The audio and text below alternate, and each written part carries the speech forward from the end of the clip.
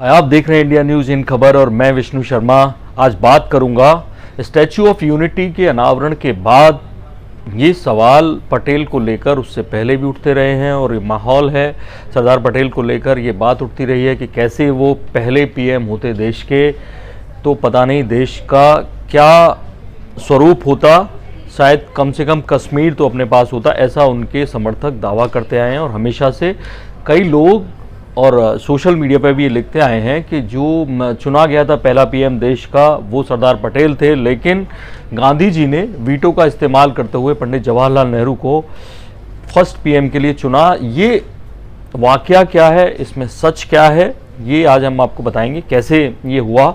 मैं पहुंचता हूं सीधे 1940 में रामगढ़ का अधिवेशन हुआ था कांग्रेस का और उसमें मौलाना आज़ाद उनको प्रेसिडेंट चुना गया था। मैं आपको बता दूं रामगढ़ अधिवेशन से पहले जब त्रिपुरी में अधिवेशन हुआ था 1939 में, तब उनको कार्यवाहक अध्यक्ष बना दिया गया था जब सुभाष चंद्र बोस ने इस्तीफा दे दिया था। सुभाष चंद्र बोस ने गांधी जी के उम्मीदवार पट्टाभी सीतारामैया को चुनाव में हराकर उसके बाद वो कांग्रेस से अलग हो गए थे, इस्तीफा देकर चले गए थे। उसकी अलग अलग कई वजह थी।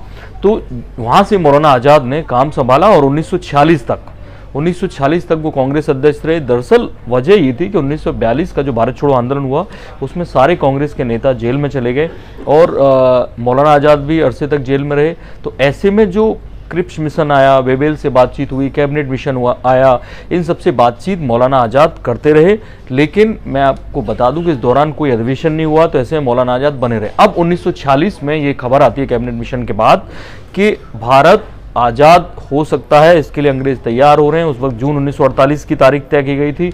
तो ऐसे में अब ये तय माना जा रहा था कि जो कांग्रेस अध्यक्ष होगा उसको अंग्रेजी सरकार या प्रशासन या वायसराय एक न्योता भेजेगा कि आप अंतरिम सरकार बनाएं, और अंतरिम सरकार बननी थी तो इसके लिए अध्यक्ष को ही आना था ये।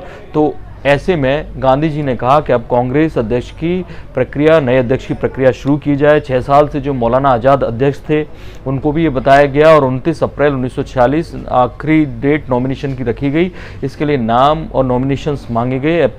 ऐसे में मौलाना आज़ाद अपनी बायोग्राफी में लिखते हैं कि कैसे उन्होंने इन सारे लोगों से बात की, बेवेल से, कैबिनेट मिशन से, क्रिप्स मिशन से, तो उनको तजुर्बा अच्छा था और लोगों में ये बात जारी थी कि मौलाना आज़ाद एक अच्छा चेहरा हो सकते हैं, अध्यक्ष पद के लिए दोबारा उनको चुना जाना चाहिए। तो उन्होंने इसके लिए कई जगह बात की होगी जो अखबारों में छपी, उसकी कटिंग्स लेकर, क्योंकि नेहरू जी को लेकर गांधी जी पहले ही तय कर चुके थे कि नेहरू जी को पीएम बनाना है। अपने मन में अपने करीबियों से ये बात डिस्कस कर चुके थे। उन्होंने 20 अप्रैल 1946 को एक लेटर लिखा मौलाना आज़ाद को इन कतरनों के साथ, जो अखबार की कतरनें थी, और कहा कि आप इन खबरों को कंडेम कीजिए कि आप फिर से अध्यक्ष बनना चाहते हैं और एक स्टेटमेंट इस दिशा में जारी करिए।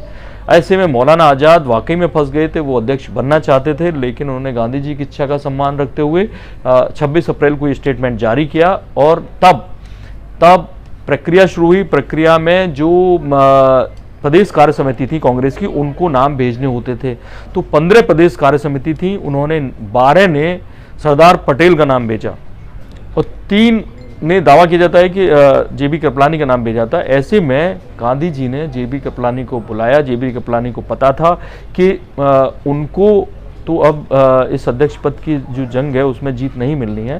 तो वहाँ पहुँचे, गांधी जी ने उनसे कहा कि आप अपना ये नॉमिनेशन वापस लीजिए और साथ में 2 लाइन और जुड़वाई कि आप नेहरू जी के नाम का प्रपोजल रखिए सभा में।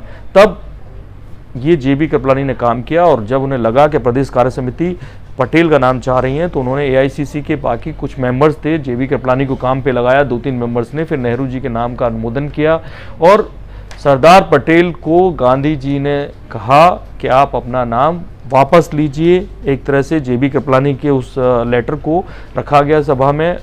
फाइनली एक बार फिर सरदार पटेल ने गांधी जी की इच्छा को रखते हुए उस पत्र पर साइन कर दिए जो गांधी जी ने नेहरू जी के लिए कृपलानी का रखा था।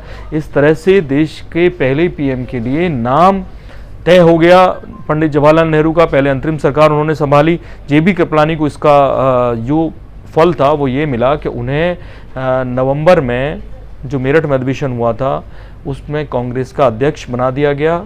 जो आज़ादी के वक्त आप कांग्रेस अध्यक्ष देखते हैं उसमें जेबी कृपलानी का नाम आता है। जेबी कृपलानी और नेहरू की बाद में कैसे रिश्ते खराब हुए वो हम किसी और कहानी में बताएंगे।